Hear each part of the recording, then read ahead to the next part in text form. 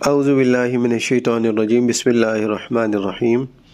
صلی اللہ علی النبی الامی و آلہ صلی اللہ علیہ وسلم صلاۃ و سلام علیک یا سیدی یا رسول اللہ۔ السلام علیکم ورحمۃ اللہ وبرکاتہ۔ میں حافظ محمد عامر تارکیہ جہانگیریہ روحانی سینٹر کی جانب سے آج آپ کو حضور سیدنا غوث العظم دستگیر رضی اللہ تعالیٰ عنہ کہ وہ اسما جو آپ پڑھا کرتے تھے، وہ بابرکت اسما جو آپ کے ورد میں تھے، میں آپ لوگوں کی خدمت میں آج وہ پیش کروں گا۔ ان اسما کی برکت سے حاجت مند اگر کسی حاجت کے لیے پڑھے تو انشاءاللہ اس کی تمام حاجات پوری ہوں گی۔ حضور سیدنا غوث پاک رضی اللہ تعالیٰ عنہ کی وظائف شریف میں سے یہ اسماء اعظم دستیاب ہوئے ہیں جو وظیفوں میں مدت تک حضور کی خدمت میں رہے ہیں۔ اس عمل شریف کے ہزاروں فوائد ہیں۔ مختصر یہ ہے کہ ہر حاجت مند اس عمل شریف کو اپنے ورد میں رکھے اور خود ہی اس عظیم شان برکات کا مشاہدہ کرے۔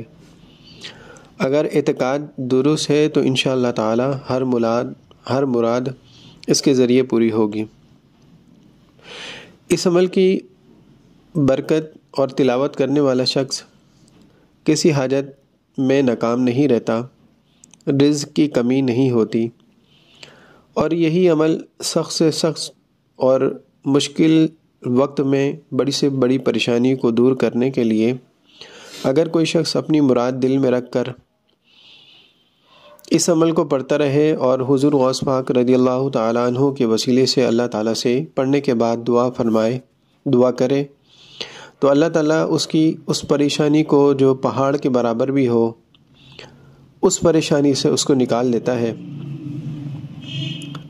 لیکن اس عمل میں یہ احتیاط کیجیے گا کہ جب آپ یہ عمل شروع کریں تو اس میں ناغہ نہ کریں، یعنی پابندی کے ساتھ اس عمل کو پڑھا جائے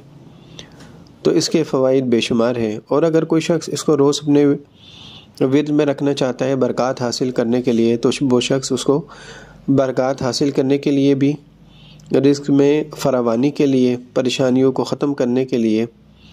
میل جول آپس میں محبت کے لیے، گھر کی پریشانیوں کو ختم کرنے کے لیے بھی اس عمل کو پڑھا جا سکتا ہے۔ عمل یہ ہے کہ آپ نے ہر نماز کے بعد اول آخر درود شریف 11 مرتبہ